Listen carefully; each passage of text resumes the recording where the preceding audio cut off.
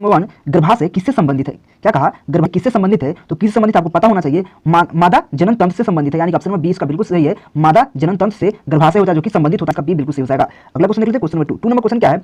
परिपक्व, क्या कहा? परिपक्व शुक्राणु के शीर्ष पर, बात समझिएगा, परिपक्व शुक्राणु के शीर्ष पर एक टोपीनुमा संरचना होता है। एक क्या होता है? टोपीनुमा, इस प्रकार से टोपीनुमा संरचना होता है। इस प्रकार से एक टोपीनुमा संरचना पाई जाती है। इसे क्या कहते हैं? इसको क्या कहते हैं वो पूछ रहा है, तो आपको पता होना चाहिए। तो एक्रोसोम कहते हैं, यानी कि ऑप्शन नंबर ए बिल्कुल सही, एक्रोसोम कहते हैं। यानी कि जब टोपीनुमा संरचना कहेगा, टोपीनुमा यानी कि इस प्रकार से टोपीनुमा संरचना, तो क्या होता है? एक्रोसोम होता है, यानी कि ऑप्शन नंबर ए बिल्कुल सही हो जाएगा। अगला क्वेश्चन देख लेते हैं, क्वेश्चन नंबर 3 नंबर क्वेश्चन क्या है? नर हार्मोन की उत्पत्ति कहां से होती है? क्या कहा? नर हार्मोन की उत्पत्ति कहां से होती है? तो आपको पता होना चाहिए नर हार्मोन की उत्पत्ति कहां से होती है, तो वृषण से होती है, यानी कि ऑप्शन नंबर सी बिल्कुल सही हो जाएगा, वृषण। यानी कि वृषण से ही नर हार्मोन की उत्पत्ति होती है, यानी कि ऑप्शन नंबर सी इसका बिल्कुल सही हो जाएगा।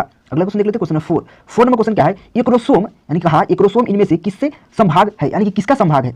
कहा एक्रोसोम जो है इसमें से जो किसका संभाग है, यानी कि जो ऑप्शन दिया हुआ इनमें से किसका संभाग है? तो आपको पता होना चाहिए, इसका ऑप्शन नंबर ए बिल्कुल सही हो जाएगा, मानव शुक्राणु के सिर का, यानी कि मानव शुक्राणु जो होता है उसके सिर का इसका एक्रोसोम है जो कि उसका संभाग है, यानी कि ऑप्शन नंबर इसका ए बिल्कुल सही हो जाएगा।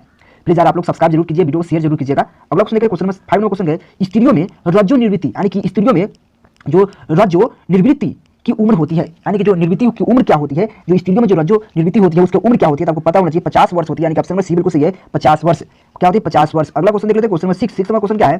इनमें कौन सी, यानी कि इनमें से कौन सी तकनीकी पात्र निषेचन के अंतर्गत नहीं आते हैं? क्या कहा? इनमें से कौन सी तकनीकी है जो कि निषेचन के अंतर्गत नहीं आते हैं? तो आपको पता होना चाहिए, तो ऑप्शन नंबर डी बिल्कुल सही है, अंतःगर्भाशय युक्ति, अंतःगर्भाशय युक्ति है जो कि निषेचन के अंतर्गत नहीं आते हैं, यानी कि ऑप्शन में इसका डी बिल्कुल सही हो जाएगा। अगला क्वेश्चन देख लेते हैं, क्वेश्चन यहाँ पे 7 नंबर क्वेश्चन क्या कर रहा है? 7 नंबर क्वेश्चन क्या है? अनुवांशिकी कूट में, क्या कहा? अनुवांशिकी कूट में कितने कूट होते हैं? अनुवांशिकी कूट में कितने कूट होते हैं? तो आपको पता होना चाहिए 64 कूट होते हैं, यानी कि ऑप्शन नंबर डी बिल्कुल सही है, 64 कूट।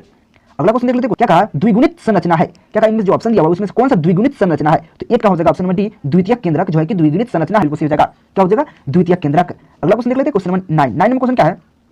स्टोली, यानी कि स्टोली कोशिका पाई जाती है, यानी कि स्टोली कोशिका कहां पाई जाती है वो पूछ रहा है। तो 9 नंबर का करेक्ट ऑप्शन हो जाएगा ऑप्शन नंबर सी में, देखिए वृषण। वृषण बिल्कुल सही है, वृषण में स्टोली कोशिका पाई जाती है, यानी कि ऑप्शन नंबर सी बिल्कुल सही है, स्टोली कोशिका कहां से? वृषण में पाई जाती है, यानी कि ऑप्शन नंबर सी बिल्कुल सही हो जाएगा। अगला क्वेश्चन है क्वेश्चन नंबर 10 नंबर क्वेश्चन क्या है?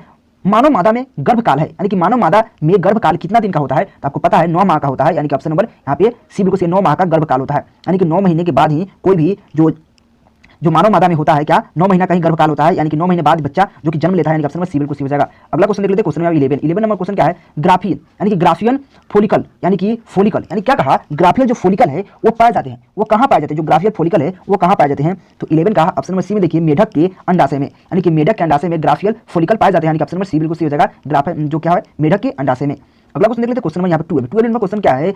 गैमिट निर्माण को कहते हैं, यानी कि गैमिट निर्माण को क्या कहते हैं वो पूछ रहा है। तो ये सिंपल ऑप्शन नंबर ए बिल्कुल गैमिट गैमिटोजेनेसिस कहते हैं। क्या? गैमिटोजेनेसिस कहते हैं, यानी कि ऑप्शन नंबर सी बिल्कुल सही हो जाएगा। गैमिट निर्माण को क्या कहते हैं? गैमिटोजेनेसिस कहते हैं, यानी कि ऑप्शन नंबर ए बिल्कुल सही हो जाएगा। समझ रहे बात को? देखिए ज्यादा बायोलॉजी में कुछ समझने वाली बातें नहीं होती है, तो पक्का समझाते हैं अच्छा से, लेकिन यहाँ ज्यादा समझने वाली बातें, ज्यादा यहाँ पे पढ़ने वाली बात है। अगला क्वेश्चन 13 नंबर क्वेश्चन क्या है? किस जनन परत में, यानी किस जनन परत में रक्त तथा परिवहन तंत्र का उद्भव होता है? जनन परत में रक्त तथा परिवहन तंत्र का उद्भव होता है, तो किसमें होता है? आपको पता होना चाहिए, तो होता है मीजोडर्म, यानी कि ऑप्शन नंबर बी बिल्कुल सही, मीजोडर्म में होता है उद्भव, यानी कि ऑप्शन नंबर यहाँ पे बी बिल्कुल सही हो जाएगा। अगला क्वेश्चन नंबर 14 नंबर क्वेश्चन क्या है? निम्नांकित में कौन द्विगुणित संरचना है?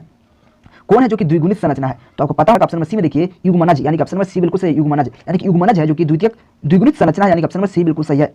अगला क्वेश्चन देख लेते हैं, क्वेश्चन नंबर 15 नंबर क्वेश्चन क्या है? जिब्रेलिन है। क्या कहा? जिब्रेलिन क्या है? तो जिब्रेलिन एक क्या है? वृद्धि एंजाइम है, यानी कि ऑप्शन नंबर बी बिल्कुल सही जगह, 15 का ऑप्शन नंबर बी बिल्कुल सही है, वृद्धि एंजाइम है। यार प्लीज यार आप लोग सब्सक्राइब कीजिए, और ये पीडीएफ जो पीडीएफ देख पा रहे हैं, ये पीडीएफ आपको टेलीग्राम पे जाकर मिल जाएगा, जहां पे आपको सर्च कर सकते हैं केकेजी क्लासेस, वहां पे जाकर ज्वाइन हो जाइए, वहां पे फ्री में आपको पीडीएफ दे दिया जाएगा।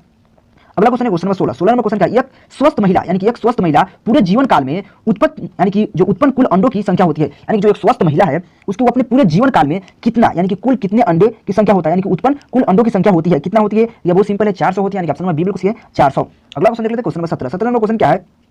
फ्लोपियन नलिका की अंडाशय से निकट, यानी कि फ्लोपियन नलिका का अंडाशय से निकट स्थित भाग होता है, यानी जो अंडाशय से जो निकट होता है वो कौन सा भाग है जो फ्लोपियन नलिका के अंडाशय से निकट होता है? तो कौन है? तो आपको पता होना चाहिए, तो यहाँ देखिए वायु कोष्टिका। क्या वायु कोष्टिका है जो किसकी होता है, मतलब निकट होता है? तो क्या ऑप्शन नंबर बी बिल्कुल सही हो जाएगा, ऑप्शन नंबर बी क्या है? वायु कोष्टिका।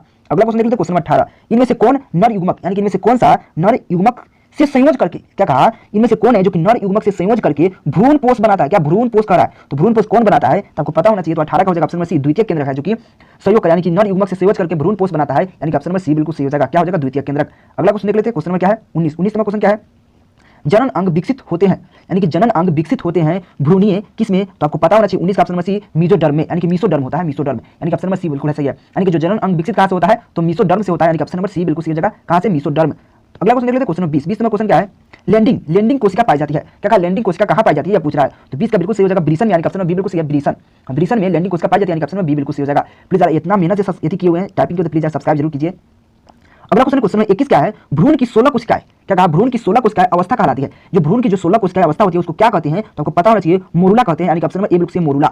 मोरुला होता है क्या, 16 जो कोशिकाओं की अवस्था होती है उसको मोरुला कहते हैं, यानी ऑप्शन में यहाँ पे ए बिल्कुल सही मोरुला। अगला क्वेश्चन 22 यानी 22 नंबर क्वेश्चन क्या है, स्तनपायी यानी कि स्तनपायी जीवों में, पाई लिखा हुआ है, स्तनपायी जीवों में नर हार्मोन की उत्पत्ति कहां से होती है। जो स्तनपायी जीव होता है उसमें नर हार्मोन की उत्पत्ति कहां से होता है वह पूछ रहा है। तो 22 का करेक्ट ऑप्शन नंबर सी में देखिए, अंडकोश में होता है। क्या होता है, अंडकोश में होता है, यानी ऑप्शन नंबर सी बिल्कुल सही, अंडकोश में। अगला क्वेश्चन देख लेते हैं, क्वेश्चन यहाँ पे 23 में क्वेश्चन क्या है, नर जनन यानी कि नर जनन कोशिका शुक्राणु उत्पन्न करता है। यानी कि जो नर जनन जो कोशिका होता है वो शुक्राणु उत्पन्न करता है। कैसा शुक्राणु उत्पन्न करता है, आपको पता है, शुक्राणु जनन द्वारा उत्पन्न करता है। जो नर जनन होता है कोशिका कि नर जनन कोशिका जो शुक्राणु होता है वो कहां से, तो शुक्राणु जनन द्वारा उत्पन्न करता है, यानी ऑप्शन में ए बिल्कुल सही हो जाएगा।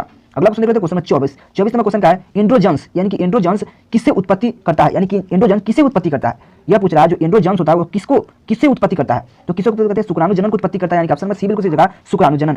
अगला क्वेश्चन देख लेते हैं क्वेश्चन 25 में क्वेश्चन क्या है, प्रोस्टेट ग्रंथि यानी कि प्रोस्टेट ग्रंथि उपस्थित होती है। यानी कि प्रोस्टेट ग्रंथि कहाँ उपस्थित होती है वह पूछ रहा है। तो आपको पता होना चाहिए मूत्र मार्ग की, जो मूत्र मार्ग होता है उसके चारों ओर उपस्थित होता है, यानी ऑप्शन में डी बिल्कुल सही है, मूत्र मार्ग के चारों ओर। जो प्रोस्टेट ग्रंथि कहाँ उपस्थित होती है, मूत्र मार्ग के चारों ओर, यानी ऑप्शन में डी बिल्कुल सही हो जाएगा। अगला क्वेश्चन 26 में क्वेश्चन देखिए, मासिक चक्र के दरमियान यानी कि जो मासिक चक्र के दरमियान किस दिन अंडो उत्सर्जित होता है, जो अंडो होता है वो किस दिन उत्सर्जित होता है वह पूछ रहा है। तो 12वें से 14वें दिन जो उत्सर्जित होता है, यानी ऑप्शन में बी बिल्कुल सही हो जाएगा। जो मासिक चक्र होता है उसके दरमियान के किस दिन, यानी कौन सा दिन जो अंडा उत्सर्जित होता है, तो आपको पता होना चाहिए 12वें से 14वें दिन जो उत्सर्जित होता है, यानी ऑप्शन में बी बिल्कुल सही हो जाएगा।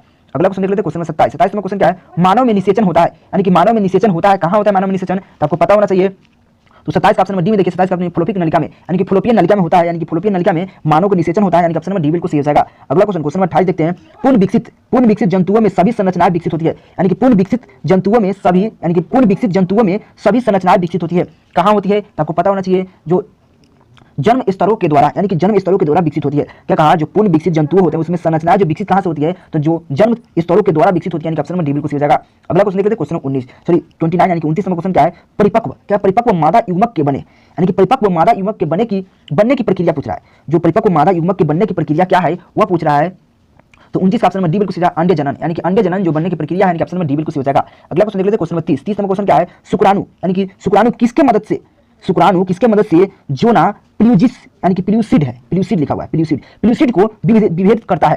कह रहा है शुक्राणु किसके मदद से जोना प्ल्यूसिड को विभेद करता है, यानी कि विभेदित करता है या विभेद करता है, वही बात हुआ। तो किसके मदद से करता है आपको पता होना चाहिए। तो 30 का ऑप्शन में ए बिल्कुल सही है, एक्रोसोम से स्राव, यानी कि एक्रोसोम से स्राव को विभेद करता है, यानी कि ऑप्शन में ए बिल्कुल सही जगह। फिर से क्वेश्चन पढ़ते हैं, शुक्राणु किसके मदद से जोना प्ल्यूसिड को विभेदित करता है, किसके मदद से करता है, एक्रोसोम से स्राव, यानी कि एक्रोसोम के स्राव से मदद से को विभेद करता है, यानी कि ऑप्शन में ए बिल्कुल सही जगह, एक्रोसोम से स्राव की मदद से। समझ रहे बात को। तो यहाँ आपका 30 क्वेश्चन खत्म हुआ, यानी कि आपका जो इस चैप्टर में जितना ऑब्जेक्टिव बन सकता था उतना ऑब्जेक्टिव बनाकर आपको 30 होगा। तो आपकी इसका आंसर मिलता है। तो वीडियो कैसा लगा जरूर बताइएगा, नए हो तो चैनल को सब्सक्राइब कीजिएगा, बेल आइकन में दबाइएगा, क्योंकि इसी प्रकार से आपको वीडियो मिलते रहते हैं फिजिक्स, केमिस्ट्री, मैथ्स और बायोलॉजी, हिंदी सभी